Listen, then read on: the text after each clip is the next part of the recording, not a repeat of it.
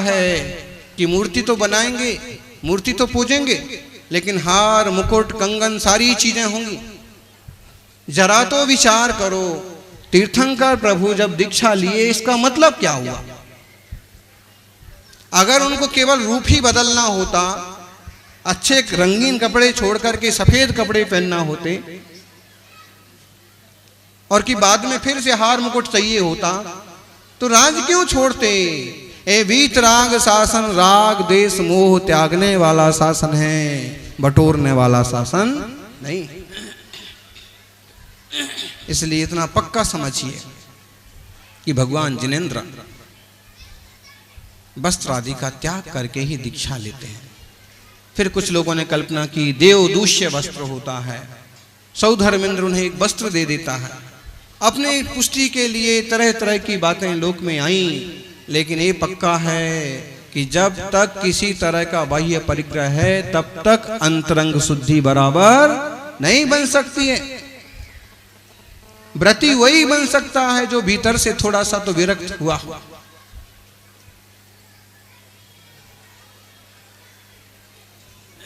नग्नता ही दिगंबरत्व ही वीतरागता ही मोक्ष मार्ग है।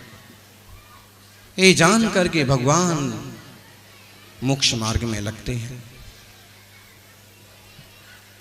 जो संसार विषय सुख होता, तीर्थंकर क्यों त्यागे, काहे को शिव साधन करते, संयम सो अनुरागे। यदि संसार में सुख होता तो तीर्थंकर भगवान क्यों त्यागते? ज्ञानियों, कभी कभी आप लोगों में से किसी किसी को ऐसे ही लगता है कि महाराज जी बन गए, और हो सकता है इन महाराज जी को कोई तकलीफ रही होगी, कोई कमी रही होगी, कोई दिक्कत होगी, इसलिए महाराज जी बन गए। लेकिन इन दिक्कतों के कारण से कोई दिगंबर वीतराग मुद्रा स्वीकार नहीं कर सकता, और कर ले तो भाव भासना पूर्वक उसका पालन नहीं कर सकता। ऐसी कल्पना कभी नहीं करना। और कितने ही छोटे गांव और कितने ही बड़े गांव, कितने ही छोटे परिवार और कितने ही बड़े परिवार से आया हो, सौभाग्यशाली है वह जीव जिसने अंतरंग बंगरंग परिग्रह छोड़ करके वीतराग दिगंबर मुद्रा को स्वीकार किया। नग्न दिगंबर साधु बनना खेल नहीं है बच्चों का। नग्न दिगंबर साधु बनना खेल नहीं है बच्चों का। तेल निकल जाता है अच्छे अच्छों का। एक दिन की दो दिन की साधना नहीं है, और ये तीर्थंकरों ने दिया हुआ मार्ग है। छोटे मोटे साहंती जम महल्ला आयरिया जम च महल्ले जम च महल्लाणी तदो महा बया इते ताइम। ये महाव्रत महापुरुषों ने धारण किए हैं, ये अपने आप में महान हैं और ये जीवों को महान बनाते हैं, इसलिए संयम धारण करना चाहिए।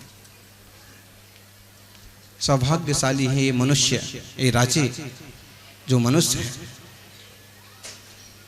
मणु गदीये वितबो मणु गदीये महवयम शैलम मणु गईये डाणम मणु गईये भी होई निब्बाण। मनुष्य गति में ही सब कुछ संभव है। तप मनुष्य कर सकता है, केवल ज्ञान मनुष्य करता है, श्रेष्ठतम ध्यान मनुष्य कर सकता है, और इस भाव से पार जाना निर्वाण वह भी मनुष्य को ही संभव। इसलिए संयम लेना, और संयम ना ले सको तो संयम करने वालों की, संयम पालने वालों की साधना में सहयोगी जरूर बनना। आत्मज्ञान पूर्वक, भेद विज्ञान पूर्वक ममत्व छोड़ करके संसार शरीर भोगों से विरक्त होने का नाम है संयम।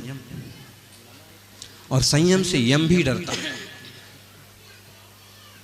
संयम से यम भी डरता है। और एक बार संयम साधना करके जीव सिद्ध हो गया तो वापिस संसार में नहीं आता। आत्मार्थी सज्जनों, शांतिनाथ भगवान 16वें तीर्थंकर चक्रवर्ती कामदेव विरक्त हो गए।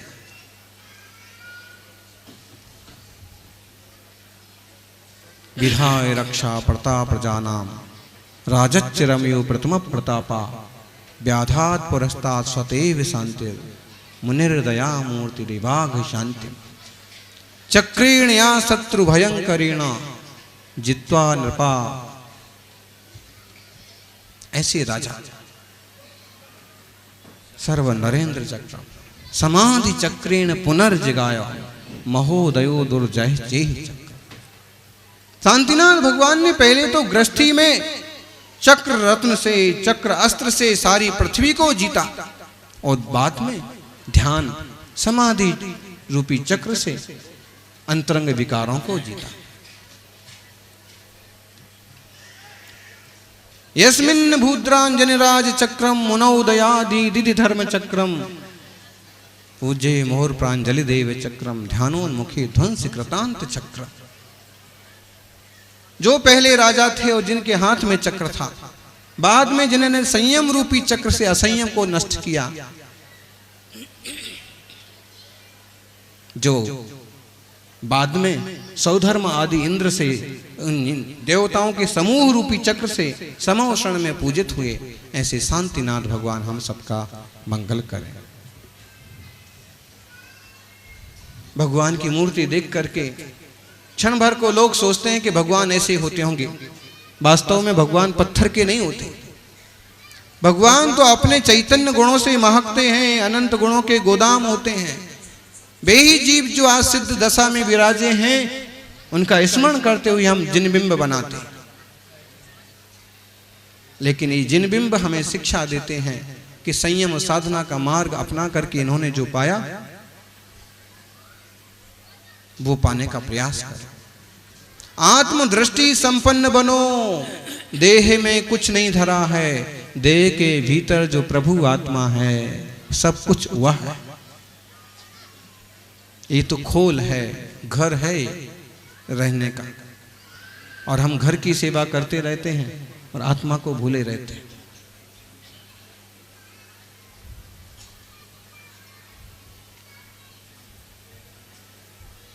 जैसे तिल में तेल अलग अलग है, वैसे ही देह में आत्मा अलग अलग है।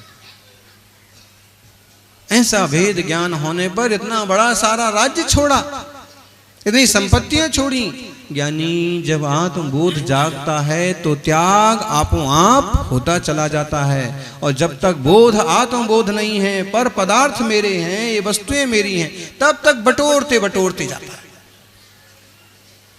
और कितना भी बटोरो सब यहां का यहां। ये भगवान के ज्ञान में आया, इसलिए भी मोक्ष मार्ग पर बढ़ गए। पिता ने खूब मनाया, तुम ही तो राजा हो, तुम्हारे सहारे ही तो सारी पृथ्वी है, तुम क्यों जाते हो? किसी की नहीं मानी। उनने कहा, हे पिता, हे इस शरीर के पिता। किसके पिता? इस शरीर के पिता, अथवा इस पर्याय को जन्म देने वाले पिता। यूं शरीर भी पुद्गल की रचना है और इसके भीतर विराजा चैतन्य आत्मा स्वयं चैतन्य भगवान आत्मा है, लेकिन विषम जातीय पर्याय का ही निर्माण हुआ। वो कहते हैं, हे इस देह को जन्म देने वाले पिता, अब यह देह, अब यह जीवात्मा आत्म कल्याण चाहता है, इसलिए आज्ञा दो। हे इस देह को जन्म देने वाली मां, इस देह में विराजा हुआ चैतन्य आत्मा आत्म कल्याण चाहता है, आत्म शुद्धि करना चाहता है, इसलिए आज्ञा दो। और सबसे इस तरह से आज्ञा लेते हैं। वास्तव में ये सब चीजें हम व्यवहार से अपनी कहते हैं, हमारी होती नहीं है। कहा तो जाता है, घर किसका है जी, ये समोषण किसका है, मंडप किसका है, मुकुट किसका है, बोलते हैं ये हमारा है, हमने बनवाया है। बोली किसने ली है? हमने ली है। व्यवहार चलता ही है, इसी ढंग से चलता है। लेकिन व्यवहार अलग चीज है और निश्चय परमार्थ अलग चीज है। परमार्थ को समझते हैं तो सब परम अर्थ परमार्थ, परम अर्थ क्या है, श्रेष्ठतम प्रयोजन क्या है जीव का? आत्मकल्याण। तो जब परमार्थ को समझते हैं तो जीव मोक्ष मार्ग में लगता है। बद समिति कसायाणम दंडाणम तहिन्द्रियाण पंचन्नम धारण पालन निग्रह चाग जाओ संचमो भणियो। व्रतों का पालन करना,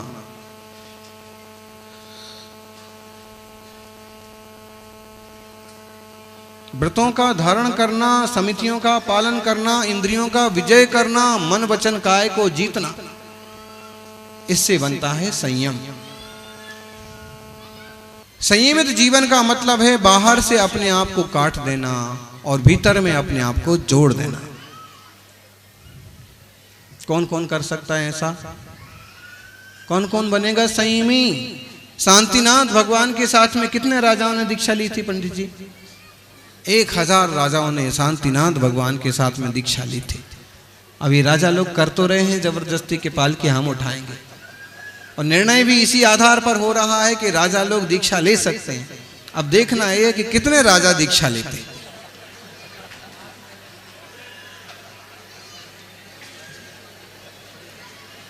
बिल्कुल इस चीज को कभी मजाक में नहीं लेना। कोई अगर संयम की तरफ बढ़ता है, संयम की बात करता है, तो प्रोत्साहित करना कि कोई सौभाग्यशाली है। और कभी कोई तुमको कहे तो बोलना कि वो सौभाग्य का दिन मेरा कब आएगा। गांधी का एक उदाहरण है, गोलमेज अधिवेशन पर जब वो आधे कपड़ों में पहुंच गए अंग्रेज अधिकारियों के बीच में, तब उनको कहा ये नंगा फकीर। तब उनने कहा कि नंगा फकीर मैं नहीं हूं, मेरे पास तो एक लंगोटी है, लेकिन मेरी दिली इच्छा है कि मैं नंगा फकीर बन जाऊं, दिगंबर मुनि बन जाऊं। बहुत मूल्यवान मार्ग है ये, इसलिए कभी भी इस मुद्रा की अवमानना नहीं करना। और कभी आपको कोई कहे तो उसको जवाब दो तो यही दो कि भाई मेरा ऐसा सौभाग्य कब आए। अपूर्व अवसर एवो क्यारे आवश्य, ऐसा अपूर्व अवसर कब आए जब टोटल अंतरंग प्रवृत्ति हो जाए, अंतरंग तल्लीनता हो जाए, कुछ नहीं चाहिए, कुछ नहीं करना, इतना स्वतंत्र जीवन। अभी सौधर्मेंद्र को भी शांति नहीं है, राजाओं को भी शांति नहीं है, कुछ ना कुछ करना है, कहीं ना कहीं जाना है, कुछ ना कुछ बनाना है, कुछ ना कुछ, और राग द्वेष मोह के प्रपंच छोटे मोटे चल ही रहे हैं। लेकिन तीर्थंकर भगवान यूं आत्म ध्यान में लीन बैठे। अपने में डूबना है, पर से खस स्वामे बस, आएगा आत्मा का अतीन्द्रिय रस। चेतना को झंकृत करने वाला है ये संयम का मार्ग है। जाग जाइए, ये 150 साल का जीवन एक बार हाथ से निकल गया, बाद में मिलने की कोई गारंटी नहीं है, नहीं है, नहीं। एक बार पर्याय पूरी हुई कि किधर गया ढूंढते रह जाओगे। जीव किधर गए आप बता सकते हैं? दादाजी किधर गए? दादी जी कौन सी गति में गए? चूंकि धर्मात्मा जीव देव पर्याय में जाएगा, लेकिन वापस मिल पाएगा? हमसे बात करने आएगा? कभी कभी संघ में पूछते हैं साधु की महाराज जी अपन ने उनकी इतनी बढ़िया समाधि करवाई, और उनकी समाधि के वक्त उनसे कहा भी था कि तुम देव बन जाओ तो आके वापस हमारे लिए बताना, हमारे संघ की सेवा करना। लेकिन इतनी समाधि कराने के बाद एक भी आज तक वापस नहीं आया। क्यों? सब वो ऐसे ही श्रावकों की तरह बिजी है। मंडा पे पंच कल्याण पूरा हुआ कि अगले दिन एक भी यहां दिखने वाला, वैसे ही वो अपने अपने में मस्त हो जाते हैं। एक बार देव पर्याय मिली, एक बार सारा वैभव मिला कि नीचे जाने का, बाहर का सोचने का टाइम ही नहीं है। आप देख लो, आप यही मुंबई में शिफ्ट हो गए और एकदम बढ़िया बंगला मिल गया और सारी चीज मिल गई ना, तो सागबाड़ा को कौन याद करता है? हो तो भाई साहब सौधर्मेंद्र बन गए तो चलो एक दो दिन के लिए अपन वो आते हैं अभी ऐसा। तो जब इसी धरती पर देखते हैं कि सब तरह का मस्त जीव यहीं शामिल नहीं हो पाता, उसकी तो क्या बात करना। तो कल की खबर नहीं है।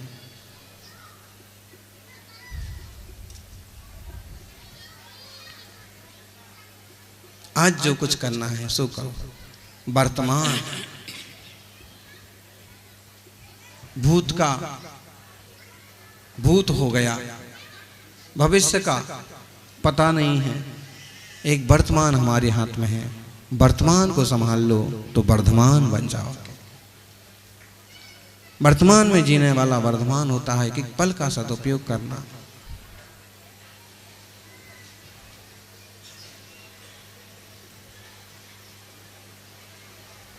जितना बने उतना करो, जागृत रहो, देह में रह करके भी देहातीत की साधना करो। देह में नहीं हो। ए शांतिनाथ भगवान ने क्या चिंतन किया, क्या विचार किया कि इतना बड़ा राज छोड़ रहे हैं। हमारे से तो एक बोली लगती है तो उसमें 1100 रुपये नहीं छूटते, और छूट जाए तो हम चाहते कि कम से कम 3 बार तो नाम लो हमारा, और वो बिना किसी नाम के, बिना किसी दाम के सब त्याग रहे हैं। निश्चित है कुछ अद्भुत प्राप्ति हुई है, कुछ अलौकिक मिला है ज्ञानी, इसलिए त्याग किया। और वो अद्भुत, सबसे अद्भुत है अंतरंग शुद्धि, आत्मशुद्धि। ये आत्म ध्यान की परिपाटी, वीतरागता की, संयम की परिपाटी अपने को भी प्राप्त हो, ऐसी मंगल भावना प्रार्थना। हे देवताओं, सौभाग्यशाली मनुष्यों को अवसर दिया जाए कि वे तीर्थंकर प्रभु की प्रथम पालकी उठाएं। उसके बाद भूमि गोचरी राजाओं के बाद जो विद्याधर राजा होते हैं, विद्या वाले होते हैं, कई सारी बातें उनमें देवताओं के समान होती हैं, लेकिन वे हैं मनुष्य जाति के और वे मुनि बन सकते हैं, इसलिए दूसरे नंबर पर वो पालकी उठाते हैं। और फिर तुम्हारा जो अधिकार है, आगे आकाश मार्ग से पालकी देवता लोग ले जाते हैं, आप लोग ले जाते हैं। वीतराग भगवान की मंगल आराधना करिए, संयममय जीवन बनाइए, ऐसी मंगल मनीषा। जय बोलिए शांतिनाथ भगवान की।